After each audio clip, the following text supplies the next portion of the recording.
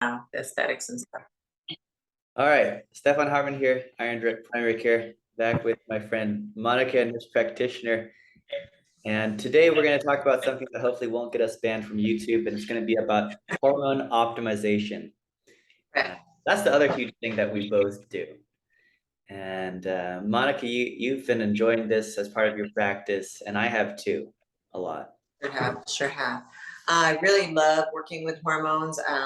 Got into hormones originally working with men, and then I became the menopausal female or perimenopausal, and I realized that there was a gap, for women.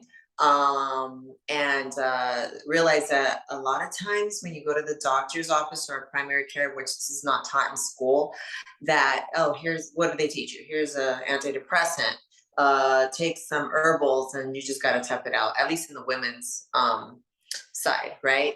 So I saw that I was getting the men feeling optimal and feeling better, and I'm like, wow, why are the women not getting that as well? So as we age, both men and women, unfortunately, our hormones start to decline, and there's really not a lot of consensus on how to treat it. But fortunately, I think we were fortunate enough to get involved with hormone replacement for both men and women, and are optimizing on a lot of our clients. Yeah, and we are more, I would call us more a functional medicine, anti-aging medicine. When patients, maybe they can't go to another doctor or an endocrinologist because I refer them there. These conventional doctors, they'll say, well, this causes cancer. Why are you on this? You should stop taking this.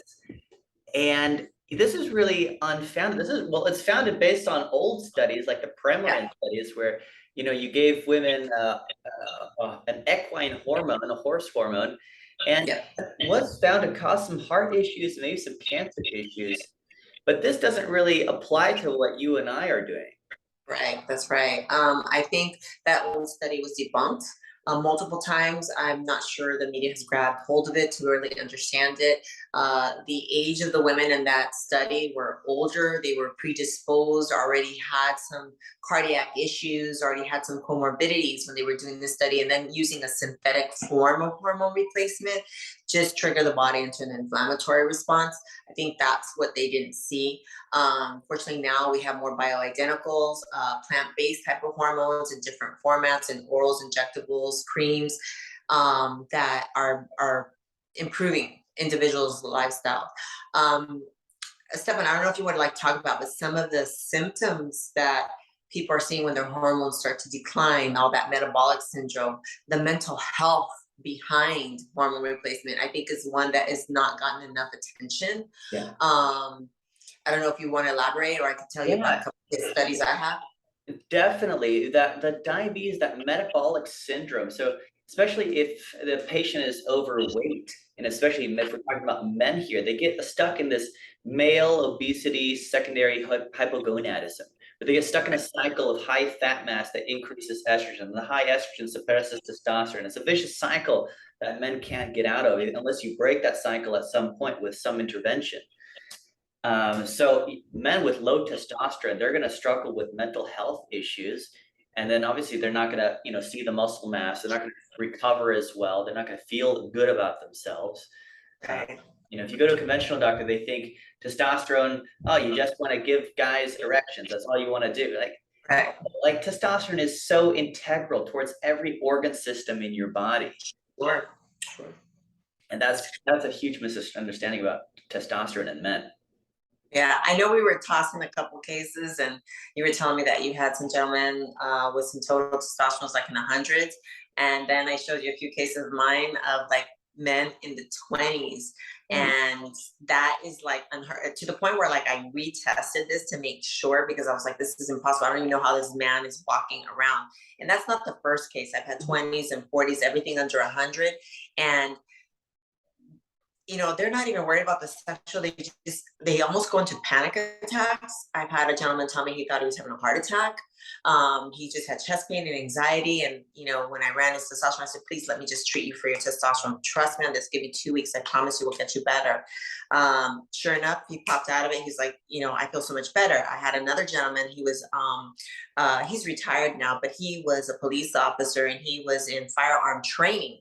Okay. And the day he videotaped me, he was off of work, but in the background, all I saw was firearms. And this gentleman broke down crying that I literally thought that he was suicidal. And I kept him on the line with me. We talked to him. I put him into psychiatry help, but then I treated for his testosterone.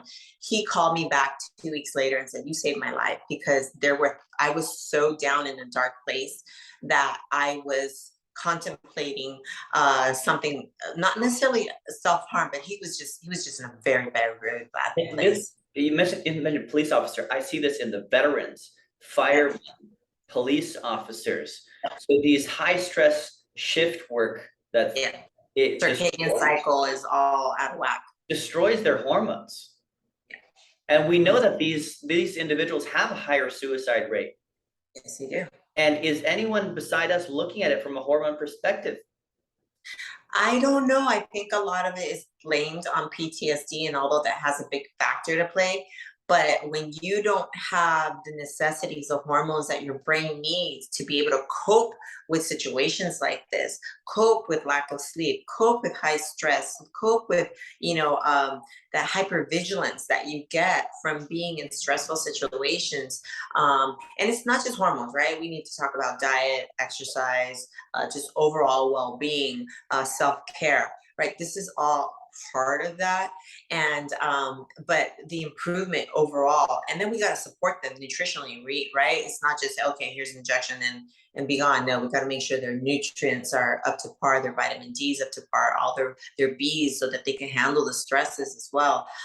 If they're in a metabolic syndrome, we got to take care of that.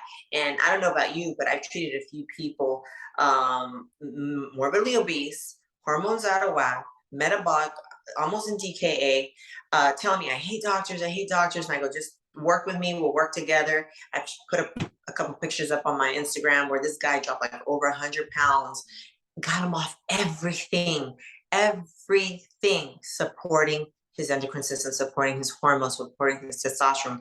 He's gotten off. He's like, Monica, I can't believe I'm off of everything. And I go, you do the work. I just guided you. That's really what it boils down to. Amazing. And if you look at the Endocrine Society, is there any suggestion to look at testosterone for patients with metabolic syndrome, diabetes? Nothing. Nothing. Nothing. If you don't have the muscle that is your furnace, that is burning off the sugars, that's burning off the fat, it's never gonna work. They're just gonna pump you full of medications. Big Pharma's gonna come in and say, do this. And how do you tell an individual who's struggling against their hormones, their A1C's through the roof, they're insulin resistant, you tell them, yeah, go lose weight. Go lose weight. How do you do that? They're fighting their body. Yeah, and it's like muscle. We learn about it in anatomy class. Oh, you gotta match the name to the muscle, the breakups, biceps. This is the trapezius. But like that's it. It's a lever. That's what we think of the muscle. It's just a lever to pull your bones. But it's an endocrine organ, and both patients and clinicians don't understand this, and it's neglected entirely. Yeah. Absolutely. It's a shame, but fortunately, there's individuals like you and myself that are working to kind of change the whole process of taking care of patients. We're trying to optimize patients. We're trying to be proactive in their healthcare, not just reactive. And fortunately, we're seeing results. I wish we could get this out to more individuals and just talk about everything that they need to just really optimize themselves. And we can be here for them, Exactly. And now women need testosterone too. I see. Oh, yes, we do. Yes, we do. Very common women with a low testosterone level, younger women on birth control, and then birth control, and then postmenopausally, across the spectrum, I see it.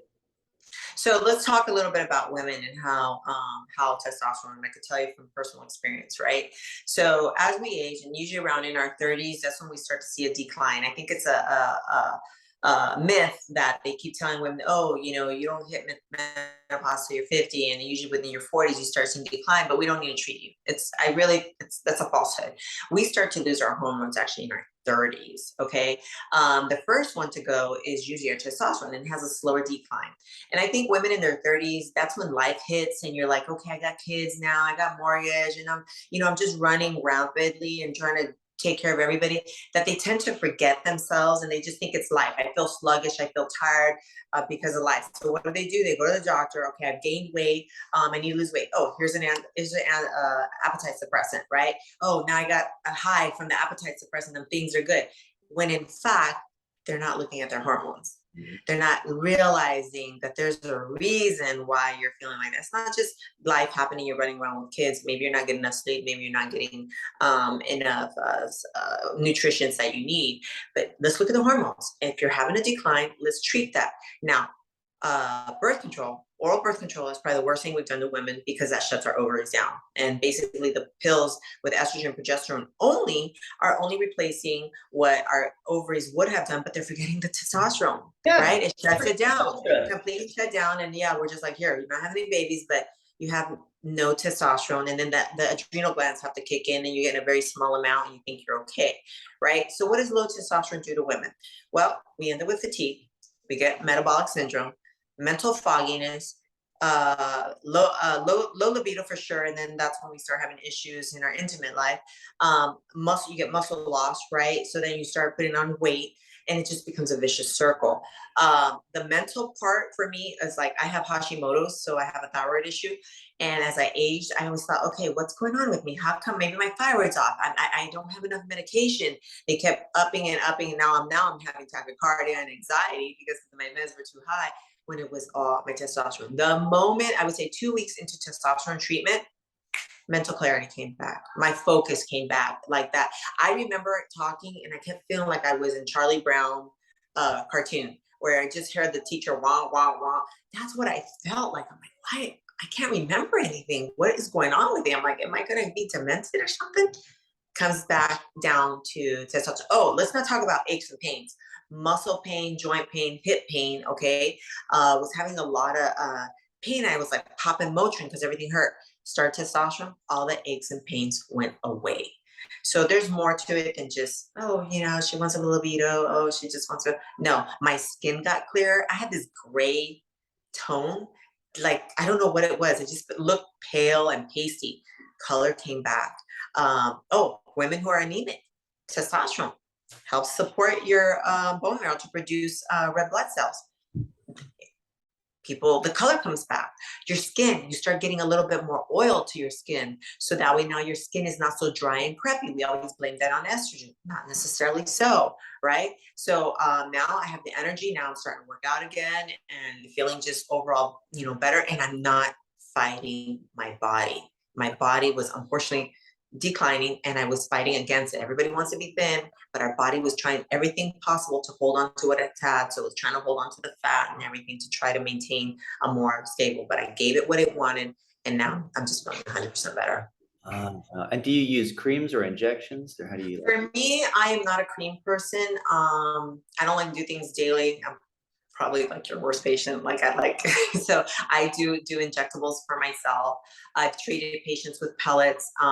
That's all preference. Some people just don't have the time or they're traveling a lot. They like to do pellets. Some women like the creams. And some people, when it comes to like estrogen and progesterone, some women prefer the oral method. And all that is explained in a consult of how everything works, the mechanism of action, how it's digested and formulated in the body. Yeah. So I give options in my clinic setting. I give options. Oh yeah. Lots of options out there. Yeah, lots of options. Thank God for now. I feel sad. When I was studying about hormones, I remember my instructor saying we were not meant to live past 50. Like back in the 1800s, women would just drop off or get ill, right? And they kind of left them off to pasture. So we were actually, thanks to medical evolution and ourselves and society and everything, we've started to live longer, but our endocrine system didn't keep up. So we need to support it. So It does. yeah. And when you look at reference ranges on these labs, it'll say normal estrogen for postmenopausal women is like less than 5, and lower progesterone is less than 5. They say it's normal.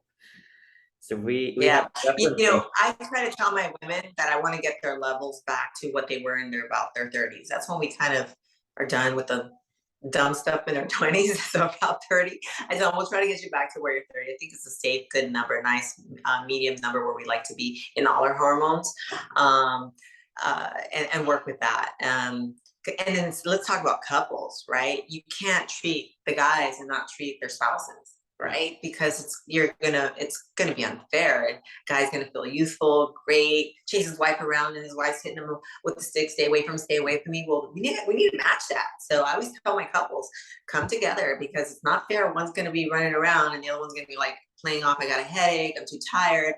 And I've actually flipped the scripts around. I've actually treated women, and then they're calling me like, you gotta treat my husband, because this is ridiculous. So I had both on both sides. Yeah. Now, do you also deal with younger women who maybe have some hormonal issues too? Because I'm seeing this younger and younger, especially women coming off birth control, struggle. Yeah, I treated IVF, women coming off of IVF, burn out their ovaries, right? So they're needing support, and they almost, when they come off of IVF, they're almost like menopausal women. And we're talking about 28-year-olds, 26-year-olds. I got a couple of those that I'm treating them and supporting and I'm hoping we can revitalize their ovaries, because they're technically still young enough that we can try to get them back. So treated some of those. PCOS is a big one. That is your severe case of metabolic syndrome due to hormones, right? So I support them and treat them as well, get them on some vitamins and supplements, and we usually get them to start losing weight. And then again, once we reverse that vicious cycle, things start to improve overall. Yeah. And a lot of women will deal with a low progesterone. When we measure their 21-day point on the test, we see their progesterone is low and maybe their estrogen is too high. Are you seeing that as well? Yeah, a lot of estrogen dominance. Unfortunately, our foods are laden with hormones, or the products that are packaging in our food is also laden with pseudoestrogens as well. So I do see a lot of that, and I do support that. When women call me like, oh, my periods are extremely heavy, my breasts are so tender, I'm just irritable, and I'm bitchy. What it is, it's usually they're not being supported with progesterone enough, or their ovaries are no longer, they're intermittently ovulating, so they're not getting enough progesterone in their system. So remember, we ovulate, we produce progesterone. If you're not ovulating anymore, which that's what birth control does, and some of these other things they're doing in aging, that's what ends up happening. We have to support and kind of mimic what the body was doing at a more youthful stage. Yeah. Yeah, find women, that you go to OBGYN, they put you on birth control for whatever reason it may be. And then they say, it's fine. If you come off that, your hormones will restart normally. And I just don't see that in clinical practice all the time. It doesn't always happen. Very few, far in between. So yeah, but don't get me wrong. There's a place for oral contraceptive. We don't necessarily have to like it, but we do have a population that needs that in their life, and that's okay. But just know that you're not going to get your testosterone. So maybe you want to supplement your oral contraceptive with some testosterone to help you. That's brilliant. Now, why isn't that under any guideline when starting women's? I'm like, listen, you and I, we got to come up with an oral contraceptive, add a little testosterone to it, we're good to go. Unfortunately, it doesn't metabolize well orally. So. No, so you have to apply that transdermally or injection wise. But it's part of no standard protocol. Women are put on birth control every day with no regard to testosterone.